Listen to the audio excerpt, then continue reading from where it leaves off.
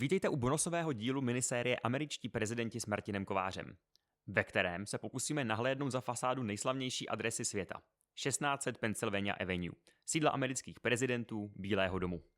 U mikrofonu vítám i profesora Martina Kováře, který nám bude průvodcem i tentokrát.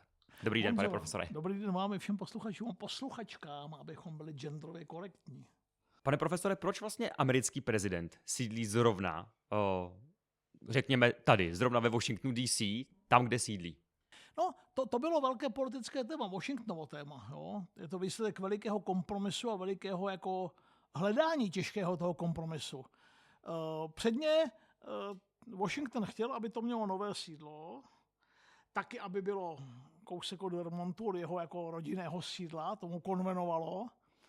Za druhé, a to bylo úplně jako podstatné, to město nemělo být součástí žádného státu Americké unie, aby si ho ten či onen stát nepřivlastňoval, tak říkajíc.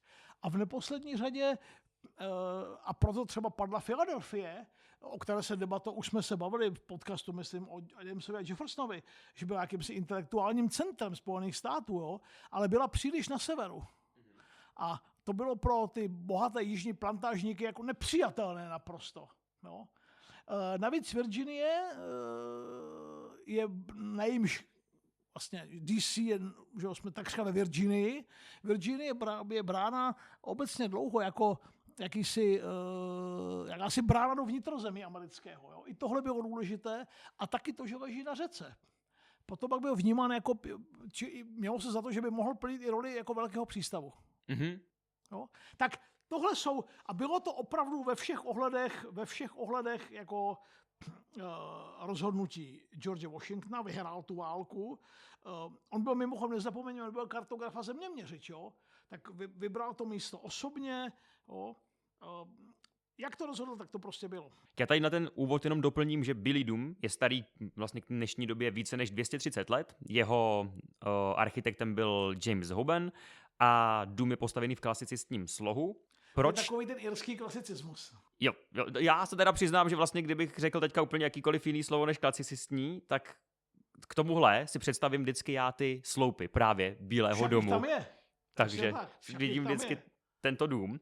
A otázka, na kterou jsem se já vyloženě těšil, že se vás zeptám, je, proč vlastně Bílý dům vypadá tak, jak vypadá, a to sídlo amerického prezidenta je teda vlastně dům, není to hrad, který v Americe hrady nejsou, ale že by si postavili nějaké sídlo, palác. No, on to měl být palác. Když oni měli francouzského architekta, který se jmenoval Pierre Charles Lanfan, a ten navrhl jako palác ve stylu Versailles. Mm-hmm. Tak to když prezident Pellis, tak se to mělo jmenovat, jako. Tak to když Washington viděl, když teď Američtí často, tak jistě ne Adams, ale kterému mimochodem by to konvenovalo. Jo. Tak když to viděli, tak si říkají, že to ne. My jsme, Spojené státy se zrodili na principu toho principu rovnosti a té demokracie politické, tak v žádném případě rezidence, sídlo hlavy státu se nebude podobat evropským palácům královským. Jo. Z principu to nešlo a myslím, že by Američani jako dost vyváděli. Jo. Takže proto prezidentský dům a nikoli prezidentský palác. Jo. Chtěli se i podobou sídla hlavy státu vymezit vůči tomu, jak vypadají ty vladařské domy v Evropě. Vybrali, vy jste to už řekl, Jamesa Hobana, který ale namaloval jako, on byl Ir mimochodem, proto je to ta irská klasicistní, jo, ty georgiánské domy irské, tak proto to vypadá, jak to vypadá.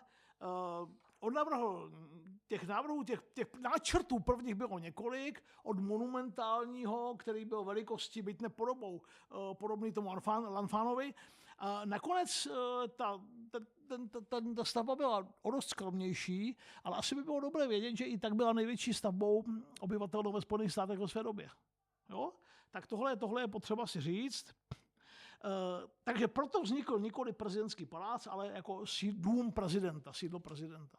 Tady podle mě ještě je i zajímavé se na ten úvod říci, že v tom roce 1792, kdy byl Bílý dům dostavěn v té tehdejší podobě, tak vlastně to ještě není ta podoba, o které se bavíme dneska, že jo? Ta rezidence, východní a západní křídlo, je to opravdu teda jenom ta rezidence. Dneska, jak se označoval ten dům. Přesně tak. On se tam nastěhoval až 1. listopadu v roce 1800 právě John Adams. Mhm. Jo? A muselo to být, jako podle toho, co víme, tak to muselo být dost hrůzostrašné, protože nebyla hotová schodiště a nebyly dobudované sklepní prostory. Bylo to strašně vlhké. Jo? Kdo jste byli ve Washingtonu, tak víte, že od května do října je tam mimo jiné strašná vlhkost. Jo? Mhm. Je tam takové teplé dusno a ta vlhkost má vysoko přes 90%. Jo?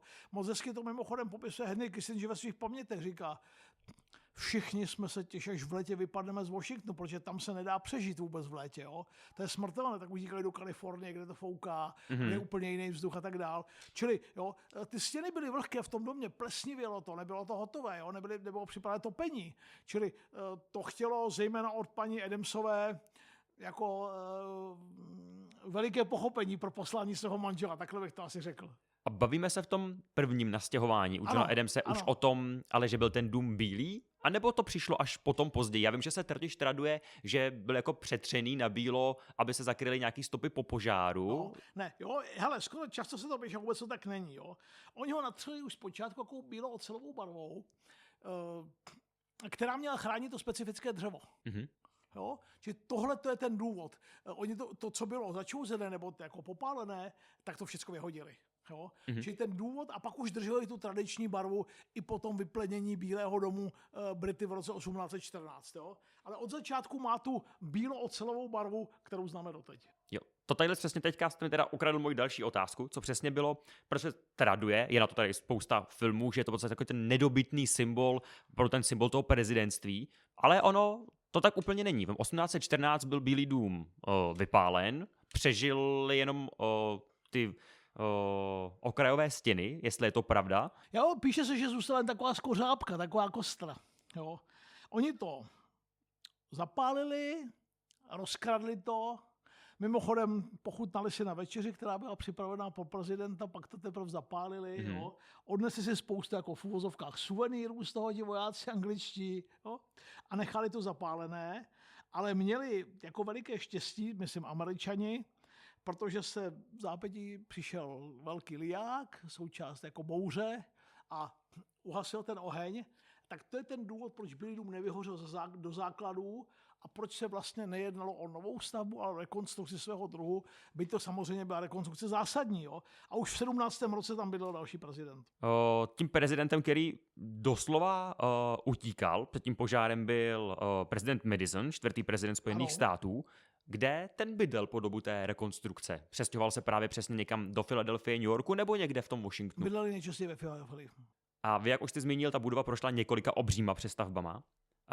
Nejslavnější je asi ta za Harryho Trumana, kterou bych já hrozně rád zmínil v kontextu toho, že dneska se hodně baví o tom vlastně, že Bílý dům je nedotknutelný, ale na tuhletu přestavbu někdo úplně zapomíná, protože tady se znova a v letech 1948 až 52 dostáváme do toho, že zase nám vlastně zůstávají akorát té nosné stěny. Jasně, přesně. Nezapomeňme na to, že ta přestavba, nebo ta znovustavba, lomeno přestavba, po tom roce 1814, že se hodně spěchali. Mhm. Jo. Takže a mnozí další prezidenti, Taft třeba zrekonstruoval oválnou pracovnu, úplně udělal jinak. Na počátku 20. století. Těch změn byla celá řada. Ale když byl Harry Truman zvolen prezidentem v listopadu 1948, on o tom uvažoval už předtím, tak dospěl k závěru, že to je paní Trumanová, která byla přísná a tchyně byla taky přísná. Tak říkali, tady tatínku už bydlet nebudeme. Jako, jo. Takže Truman provedl drastickou rekonstrukci, všecko to protože hrozilo vyhoření. Elektřina byla v zoufalém stavu, jo. Propadaly se stropy. Truman má ve svých memoárech spoustu poznámek takových mimoděk, by the way, jo, jak se prohýbají podlahy a prohýbají se stropy. Jeho dcera byla vášnivá klavíristka, jednou se stalo, že se ozval jako praskance a kus toho klavíru spadlo o patro níž, jako do soukromých prostor. Jo. Mm-hmm. Čili opravdu jako Bílý dům dostal ocelovou konstrukci, dostal nové betonové základy, jaké neměl, hluboké, které umožnily, že mohl vyrůst do výšky. Jo? Čili jako Harry Truman jako doslova jako řádil, vzrostl počet místností asi o 7 nebo o 6. Myslím z 48 na 54 místností. Jo? Nakonec pak jich bude až přes 130. Jo? Čili to jsou, tahle rekonstrukce je úplně jako klíčová. Oni mimochodem mezi tím byli v nedalekém domě, který se jmenoval Blair House. Mám poznamenáno. A já se teďka ještě, než se zeptám na další rekonstrukci, si myslím, že asi by bylo fajn zmínit, jak ty přístavby jdou za sebou. Jenom to, že přesně jsme si říkali, při dostavbě je to opravdu ta rezidence. V roce 1902 za Theodora Roosevelta, jestli se nepletu, ano, je přistavěno západní křídlo. V roce 1909 se do nějaké první velké rekonstrukce pouští prezident Taft, jak vy už jste zmínil, to je přestavba západního křídla a zejména ta přístavba oválný pracovny, tý naprosto ikonický. 1913 přístavba Růžové zahrady za prezidenta Wilsona, 1934... Tam je mimochodem krásně vidět, co oválné pracovny. A bohužel zatím nemůžu teda vám tohleto odkývat, protože jsem to sám neviděl. Všechno přijde. Doplním teda potom ten výčet jenom, že za prezidenta Roosevelta v roce 1934 je potom rozšířeno západní křídlo. A mimochodem oválná pracovna v roce 1934 už za Roosevelta získá tu v zásadě dnešní podobu. Jo, přestavba oválné pracovny, máte pravdu. Zároveň potom je přestavěno východní křídlo v roce 1942 a protiletadlový kryt. A co mě přišlo hrozně zajímavý, v 1970 prezident Nixon nechal přestavět bazén na tu ikonickou tiskovou místnost dnešní, no ale zároveň si nechal postavit hnedka vedle bowlingovou dráhu. Jasně, tak Johnson byl velký jižán s velkým smyslem pro sport a bowling miloval. No, je to tak. Tím pádem i potom se už dostaneme k tomu těm dnešním číslům, neuvěřitelným v podstatě, kdy jenom ta hlavní rezidence obsahuje 132 pokojů, ano, jak vy jste zmínil, a tady jenom doplním třeba 412 dveří, 147 oken, 35 koupelen, 28 krbů a 3 výtahy. Tak, ale přitom to je hrozně zajímavé. Když stojíte, ať už jedno, jestli z té strany, kam přijíždějí ty prominentní političtí, anebo když jdete po mólu a díváte se jako ze druhé strany, tak on ten dům vypadá jako velmi křehce a velmi subtilně. Jo. Vůbec by, jako kdyby to člověk nevěděl, vůbec by neřekl, jak veliká rezidence to je. Jo. Někdy ta architektura, protože ona je velmi elegantní, není robustní, tak vyvolává jako dojem jako křehkosti a je to fakt zajímavé, jak obrovská rezidence to je. Vezmeme-li v potaz, jak křehce a jemně vypadá. Rozhodně. Já tady v tom svém výčtu jsem se teda snažil dát zřetel na ten rok 1909 a tu přístavbu oválné pracovny, protože já vždycky, když jsem viděl obrázek Bílého domu, tak on z té jedné strany má ty pilíře, z té druhé je prolnutý. Já jsem si vždycky myslel, že ta oválná pracovna je v té rezidenci a ona je právě v tom západním křídle úplně mimo. Tak, je to tak. Jo. Taft to vymyslel, to si vymyslel prezident Taft, a měl pocit, že jako že tam udělal srdce toho celé té rezidence. Zároveň ta oválná místnost se mění podle prezidenta, tedy vybavení její. Vybavení se mění, jo. Vybavení se mění, rozhodují o tom první muži a první dámy. Jo? Ale zatímco víc ti prezidenti než ty dámy, konec konců svým obvyklým způsobem to vyjádřil Donald Trump. Se ho ptali, jestli paní Melanie se podílela na oválné pracovně, to jak vypadá. On říkal, ne, má na hraně celý Bílej dům, oválná pracovna je moje. Takže odráží vkus prezidentů, což je někdy dost katastrofa. Vidíme, jak to zlaté monstrum, které z toho udělal Doník. Jo. Zrovna jsem se chtěl zeptat, jestli se vám líbí ta jeho úprava. Hele, tihle kluci, já jsem byl v Trump Tower několikrát a bydleli jsme v Trump International Hotel 14 dní dole na v levém dolním rohu Central Parku při pohledu nahoru. To jsou vkusy se nenaučíte. Jo? Buď ho máte, nebo ho nemáte. Jo? Největší obraz, který má Donald Trump v pracovně, v oválné pracovně, je velký portrét Ronalda Reagana. Jo? Kdyby Ronald Reagan viděl, jak vypadá oválná pracovna, tak by jako mu bylo jako nevolno. Jo? Což je mimochodem pěkná historka o tom vkusu. George Bush starší píše ve svých pamětech, on měl s Reaganem složitý vztah docela, byl strašně loajální a myslím, že celou dobu tak trochu trpěl tím, nebyl si jistý, jak si u Reagana stojí. A dá se to hezky, a to je k tomu vkusu i toho Trumpa a některých dalších prezidentů. Říká, představte si, říká v těch pamětech píše, my jsme dali Reaganovým takový jako obrovský dar, úžasný vánoční a popisuje, že to bylo spousta jako zlatého něčeho, jako úplně vidím takovou Trumpovštinu, jo. A ten novinář se ho ptá, a co? A Bush říká, oni nám ani nepoděkovali. Jo. Tak já si představuju, jak na Vánoce teda Reagan a Nancy, Ronald Reagan a Nancy Reaganová, kteří měli absolutní vkus, jo, jak to rozdělat, teď se jako dívali na tu zlatou příšeru a říkali, Ježiši Kriste. A úplně slyším Ronald, jak říká, Bush. Jo. Takže, abychom nebyli k Doníkovi jako nespravedliví, nebyl zdaleka jediný, jo, byť samozřejmě jako... Hele, na druhé straně, do oválné pracovny chodí spousta jako zvláštních politiků ze zvláštních zemí. Jo. A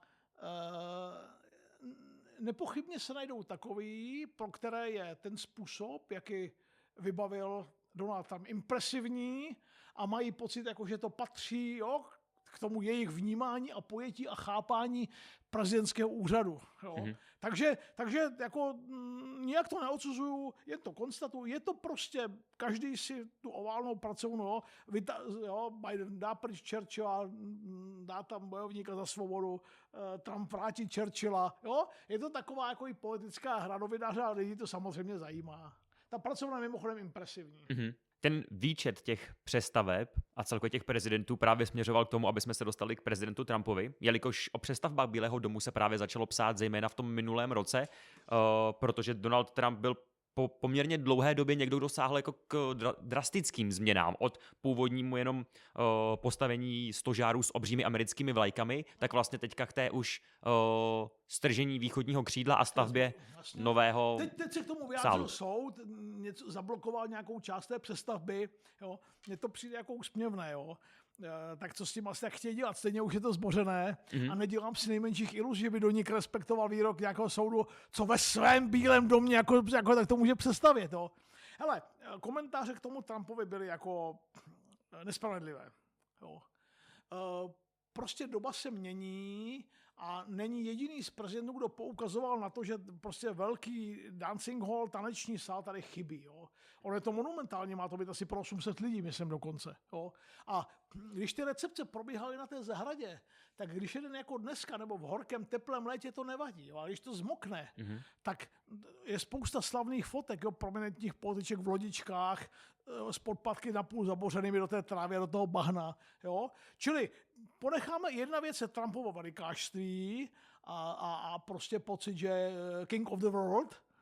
A jiná věc je a způsob, jakým to dělá, že jde přes mrtvoly a s někým se na to jako moc nebaví a jo, takový ten typický jako obhroublý trumpismus.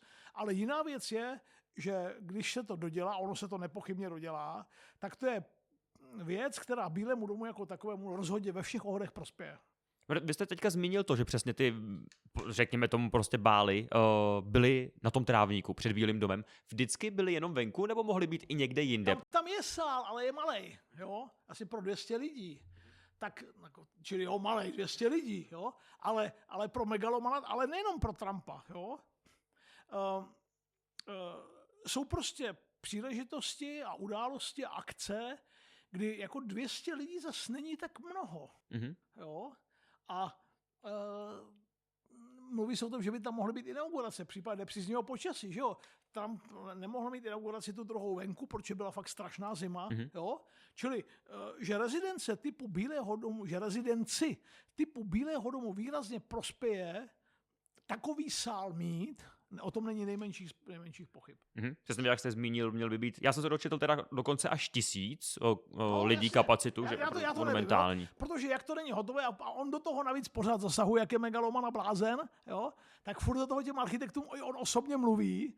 Tak, viděl jsem už 3 návrhy. Tak, ale mimochodem, ani to není neobvyklé. Jo? Všichni ti prezidenti a jejich paní se často jako do niterných podrobností zajímali o ty přestavby, jo, jak to bude vypadat, co tam všechno bude. Takže zase, jo, on to dělá po svém a vyvolává to ty emoce a ty vášně, ale to meritum věci není, v tom meritum věci je jako vlastně o tolik nejde. Tam přesně, jak jste zmínil, spousta těch prezidentů, i zejména manželek, je podepsané pod tím dekorem Bílého domu. Vlastně hodně slavná, dokonce je i Jacqueline Kennedyová, jestli se nepletu, a ta její vlastně tour tím domem. Ano, vybavila to krásně.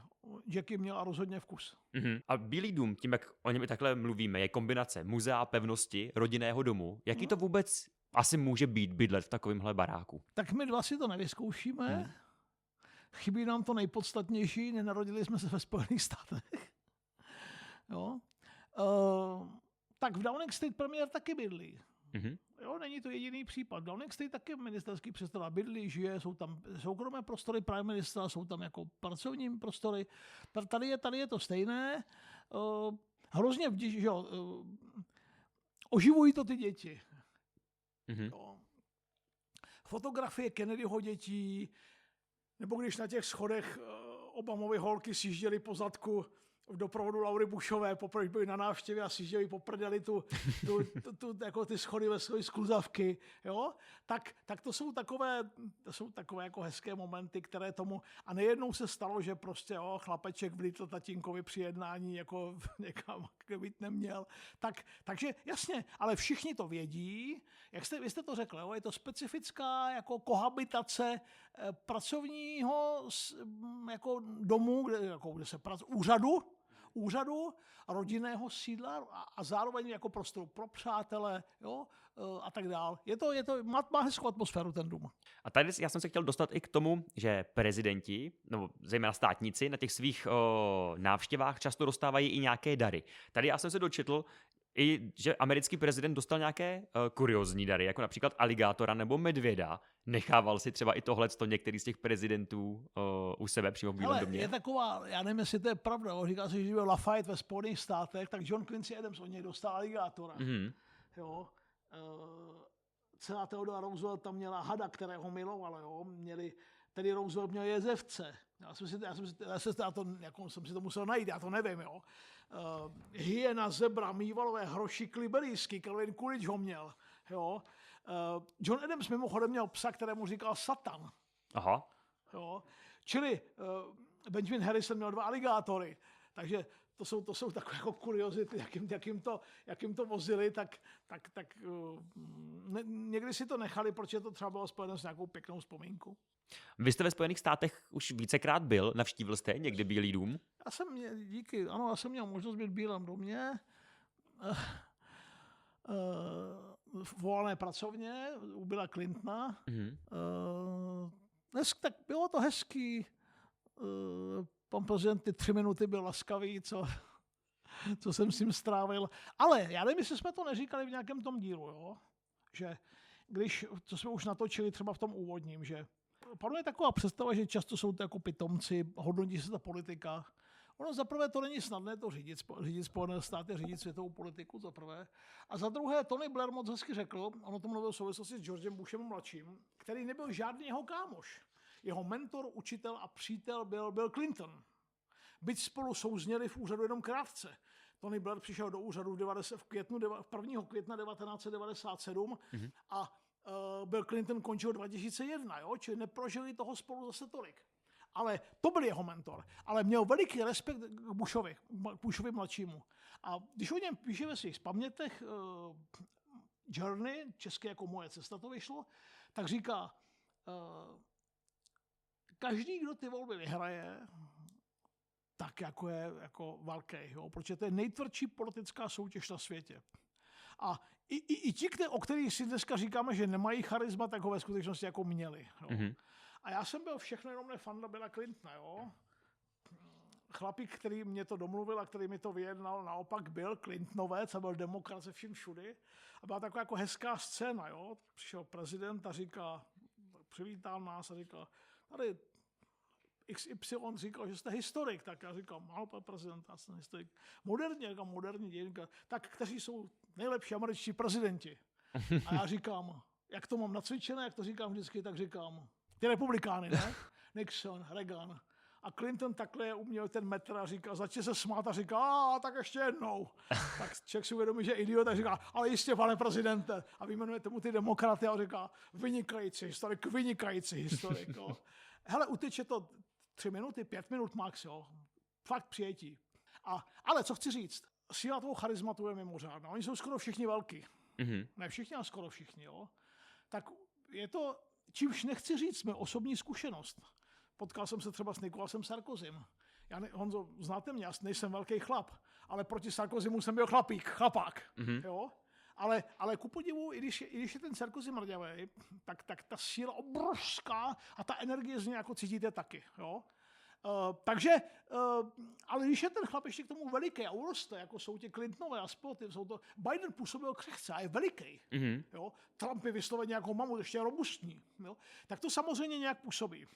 A mají v sobě, jak to mají natrénované, jak jsou toho plní, tak mají jako, jde z nich jako veliká síla, veliká energie a máte, takže já to vždycky říkám, bavím se tím, jako říkám, odcházím a teď máte, a sám se tomu směju a máte pocit, že se na vás těšil, že se mu to líbilo a že jako si říká, jestli ještě tenhle plýma chlapík třeba někdy jako přijde.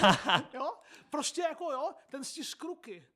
A ten úsměv a ten pohled je, jo, mimochodem, já jsem měl štěstí, jo.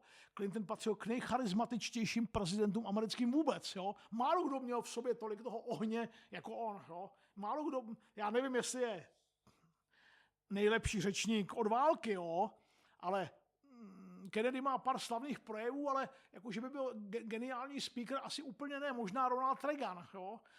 Ale Barack Obama uměl famózní řečník, jo? Ale určitě Clinton patří k nejlepším jako řečníkům a jako lidí s velikým charizmatem, jo? Proto taky mimo jiné porazil George Bushe staršího, protože jestli někdo opravdu toho charizmatu, jako když se to rozdával, tak přitom nebyl, tak to byl George Bush starší. Tím už jsme se dostali prakticky na konec dnešního dílu. Moje otázka na vás na závěr je, tím, že Bílý dům je prostě symbolika obrovská. I tady v Evropě všichni považují tu adresu Bílý dům za ten symbol moci. Mají to tak více právě jako tady Evropaně, nebo celkově myslím lidé mimo Ameriku, jak to znají z těch filmů a celkově z té propagandy, anebo to má takhle stejnou opravdu váhu i pro Američany? I pro Američany. Prostě to je zážitek, o kterém se málo komu se to splní. Jsou známé třeba fotky, když tam přijel se skautským oddílem, se skauty, jak si podává mladičky, byl Clinton ruku s Kennedym. To je slavná. Viděl jsem. Viděl jste, jo? To je slavná fotka, jo? Tak jasně, podívat se do Bílého pro každého, kdo se jen trochu zajímá o politiku, zvláště to v době, kdy tam je prezident, kterého jste volil. Jasně, tak to je. Jo. Hele, jako bylo to hezky a taky za to děkuju.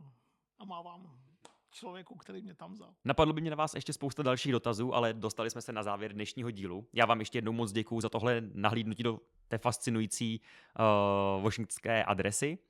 Vážení posluchači, doufám, že i vám se tenhle bonusový díl líbil a už teď se těším na někdy příště u NF Talks. Naslyšenou.